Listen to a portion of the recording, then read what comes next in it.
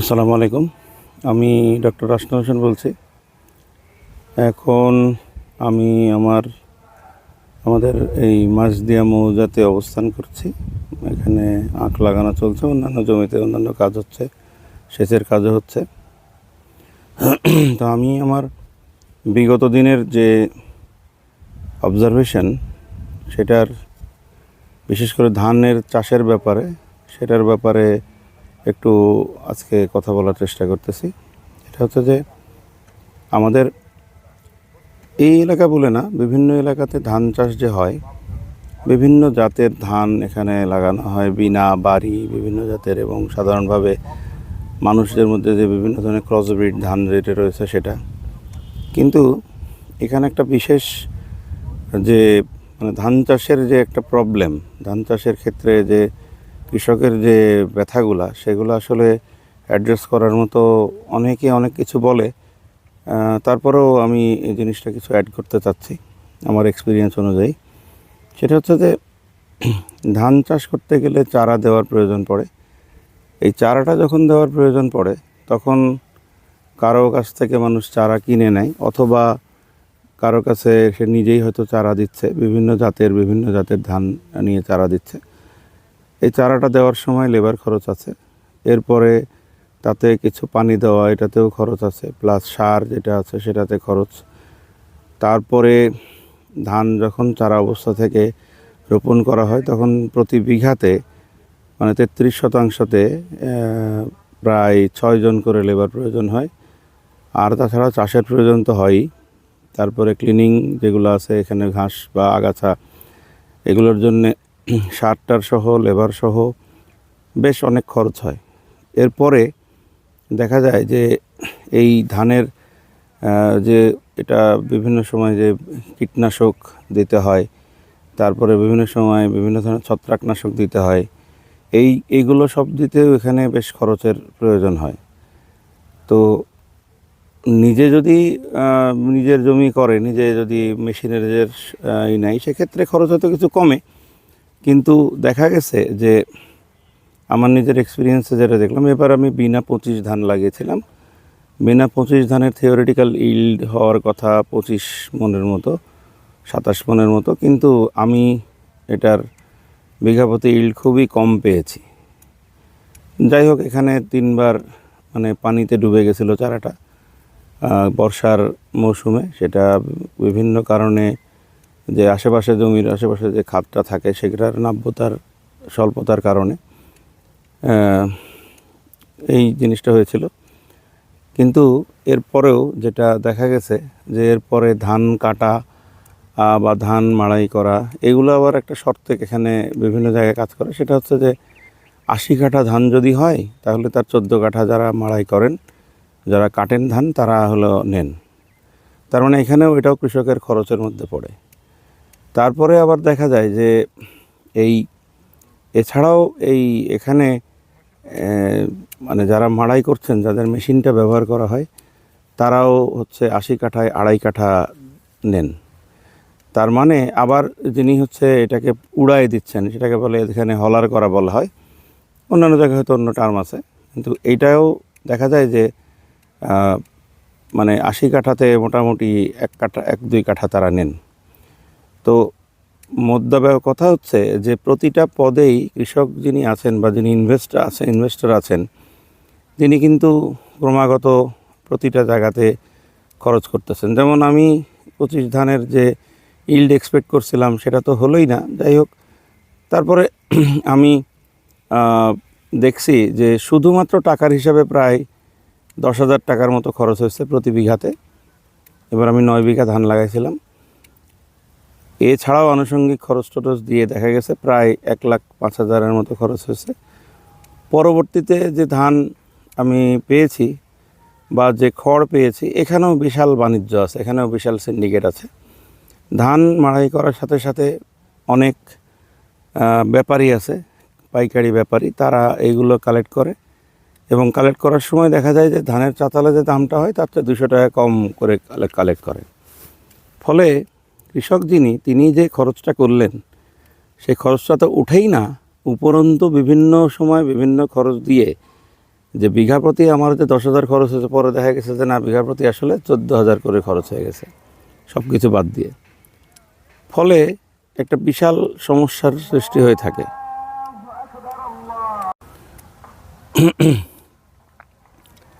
তো যেটা হচ্ছে যে বিশাল সিন্ডিকেট কাজ করে প্রত্যেকটা জায়গাতে। যদি ধানের চারা করা বা চারা লাগানোর যে বিষয়টা, সেখানে যে সিন্ডিকেটটা কাজ করে সেটা হচ্ছে এলাকা ভাগ করা থাকে এক একটা মৌজার ভিতরে, যে এতটুকু এ করবে, এতটুকু এই করবে। তো দেখা যায় যে যারা একবার কাজ করতেছে, তারা যদি ওই যার জমি করছে সে যদি অন্য কারো জমি, অন্য কেউ যদি এসে সেই জমি করে দেয় বা হেল্প করে বা লেবার দিয়ে যায়, তাহলে দেখা যায় যে প্রথম গ্রুপ যারা, তারা নন কোঅপারেশনে যায়। মানে এমনভাবে তারা সিন্ডিকেট করে ফেলেছে যে লেবারের এখানে সিন্ডিকেট, এবং এখানে দেখা যায় যে যদি দূর দূরান্ত থেকে লেবার নিয়ে আসা হয়, তাহলে সেক্ষেত্রে রীতিমতো মানে রক্তক্ষয়ী সংঘর্ষ হওয়ার মতো অবস্থাও ঘটে। আচ্ছা, এছাড়া আরও যে ব্যাপারগুলো রয়েছে সেটা হচ্ছে যে পানির বিষয়ে। তো পানির বিষয়ে যেটা দেখা যায় যে সাধারণত কৃষি মিটার দেওয়া হয়। তো কৃষি মিটার যে দেওয়া হয়, এটার হলো বিভিন্নভাবে আমরা জানি যে এটার হলো বিদ্যুতের রেটটা কম পার কিলোওয়াট, যেহেতু কৃষি মিটার। আচ্ছা, কিন্তু যিনি এটা নেন, তিনি এটাকে একটা বিজনেস বানায় ফেলেন বা এলাকায় দেখা যায় কৃষি মিটারের যে পরিমাণ বিদ্যুৎ খরচ হয়, তার সাথে যদি একটা লেবার খরচ দেওয়া হয়, তাহলে সেক্ষেত্রে 500-600 টাকার মধ্যেই 1 বিঘা জমি হলো হয়তো করে দেওয়া হয়। কারণ লেবার খরচ দেখা যায় যে প্রায় 500 টাকা। কিন্তু যদি সেটাও কমানো যায়, যে হয়তো 2-3 ঘন্টা কাজ করতেছে, 200-300 টাকা দিল, তাহলে 1 বিঘা পানি দিতে মোটামুটিভাবে 300 থেকে 400 টাকার মধ্যে শেষ হয়ে যায়। কিন্তু এখানে মৌজার ভিতরে ভাগ করা এবং কে কতটুকু ভাগ নেবেন সে বিষয়ে রীতিমতো মানে কেউ যদি আরেকজনের ইয়েতে ঢোকেন, তাহলে রীতিমতো সেখানে একটা মানে মাফিয়া তন্ত্রের মতো হয়। তো এসব সব কিছুই হচ্ছে হলো শুধু তাই না, সার বিষ কিনতে গেলেও দোকান থেকে যে কেনা বা বিভিন্ন জায়গা থেকে কেনা, সেখানেও বিভিন্ন ধরনের প্রবলেম দেখা যায়। মানে দেখা যায় যে এক দোকানে এক দাম, আর এক দোকানে আর এক দাম। আসলে কৃষক বা হচ্ছে যিনি ভোক্তা, তিনি লাভবান হওয়ার কোনো সম্ভাবনা এই পদ্ধতিগুলোর মধ্যে নেই। আবার যেটা দেখা যায় যে এই যে যখন ধানটা হয়, তোলা হয়, ধান তোলার পরে যখন এটাকে মাড়াই করে হলো পাইকার বরাবর নেওয়া হয় বা যেখানেই নেওয়া হোক না কেন, অনেকে আছে তারা তাদের ধানের অনুযায়ী তারা চাল করে সরাসরি বাজারে সেল করে। এখন এই পাইকার যিনি, তিনি তো সবসময় হলো মোটামুটি 100-200 টাকা, যেহেতু উনি ধানটা বাঁধাই করেন, মানে অনেক ধান নিয়ে রাখেন বিভিন্ন জাতের, তো যার কারণে সেটা উনি বেশি করে মজুত করেন আর কি। আশ্চর্যের বিষয় হলো এখানে যে আমাদের বাংলাদেশে অধিকাংশ মজুতদার ব্যবসায়ী তারা এটা জানেন না বা মানেন না, সেটা হলো যে যেগুলো সাধারণ ভোগ্যপণ্য, সেই ভোগ্যপণ্য যদি 40 দিনের ঊর্ধ্বে আমি হলো আমার কাছে আটকিয়ে রাখি ব্যবসার উদ্দেশ্যে, বেশি দামের উদ্দেশ্যে, তাহলে সেই ব্যবসা হালাল ব্যবসা থাকে না। তবে এখন আর এগুলোকেও ভাবে না। আবার বিভিন্ন ধরনের খরচ আছে, বিভিন্ন ধরনের। এর মধ্যে অনেক সময় ট্রান্সপোর্টের খরচ আছে, বা যিনি নিচ্ছেন তিনি ট্রান্সপোর্টের খরচের জন্য ধানের যে দামটা, সেই দামটাও হয়তো দিতে চান না। ফলে আলটিমেটলি যিনি ইনভেস্টর বা যিনি কৃষক, তারা মোটেই লাভবান হওয়ার কোনো সম্ভাবনা থাকে না। এবং যারা হচ্ছে পাইকারি ধান কিনে, যারা হচ্ছে ধানের মাড়াই এবং ধানের চাতালে যারা হচ্ছে চাল বানাচ্ছেন, তারাও দেখা যায় যে তুষের বা ধানের ছায়ের, তারপর হচ্ছে চালের, এগুলোর তাদের রমরমা ব্যবসা থাকে। এবং মানে এমন একটা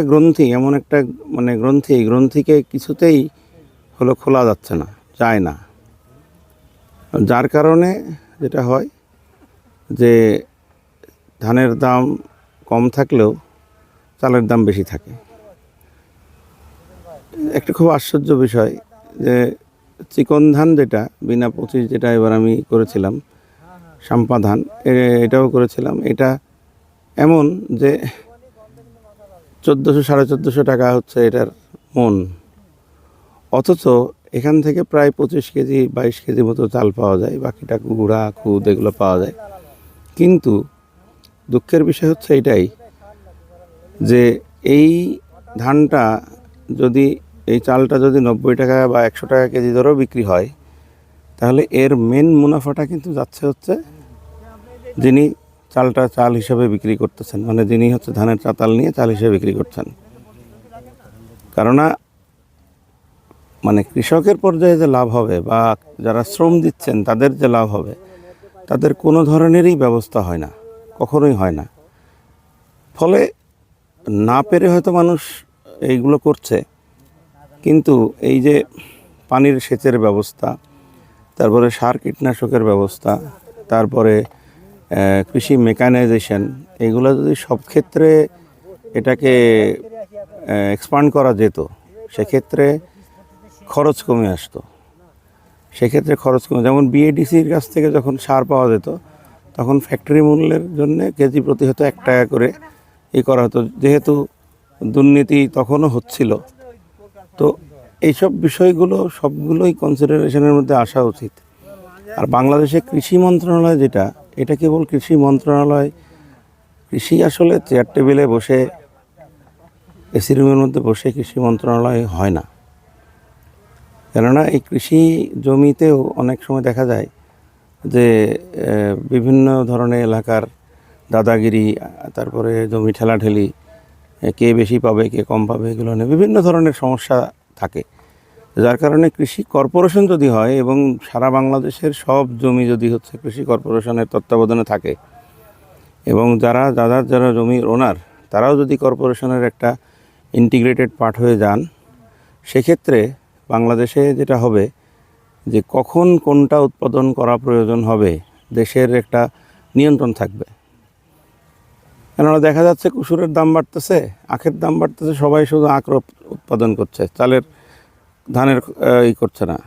যেমন আমাদের এই মাঝদিয়া এলাকায় আগে প্রচুর মসুর উৎপাদন হতো, যেহেতু এটা আমদানি নির্ভর হয়ে গেছে, সুতরাং এখানে কৃষি হলো অনুৎসাহিত হচ্ছে। মসুর বা এই যে ডাল জাতীয় জিনিস, এটা গত বছরও আমি দেখেছি এখানে, কিন্তু এই বছরে কেউই এটাতে উৎসাহিত হয়নি। অনেক সময় যেটা হয় যে ফেলে দেওয়ার জন্যে ওই জমিটাকে নতুন করে তৈরি করার জন্য কেউ ধনচার চাষ করতেছে অথবা খেসারি চাষ করতেছে, এবং ফলশ্রুতিতে যেটা হচ্ছে যে যথাযোগ্য কৃষি, যথাযোগ্য এগুলো বিভিন্ন ধরনের জিনিস মনিটরিং করা, বিভিন্ন ধরনের, এটা বিশাল কর্মযোগ্য হতে পারে কৃষি মন্ত্রণালয়ের না করে কৃষি কর্পোরেশন যদি হয়, এবং এটা সব জায়গায় ব্যাপ্ত হয়ে সব সময় কৃষি কর্মকর্তা যারা আছেন তারা মাঠে থাকবেন, তারা তাদের সেখানকার লেবার থাকবে, সরকারি বেসরকারি একসাথে হয়ে যদি এটা ইন্টিগ্রেশন হয়, এটা আমাদের বাংলাদেশের জন্য বিশাল একটা অ্যাসেট হয়ে যাবে।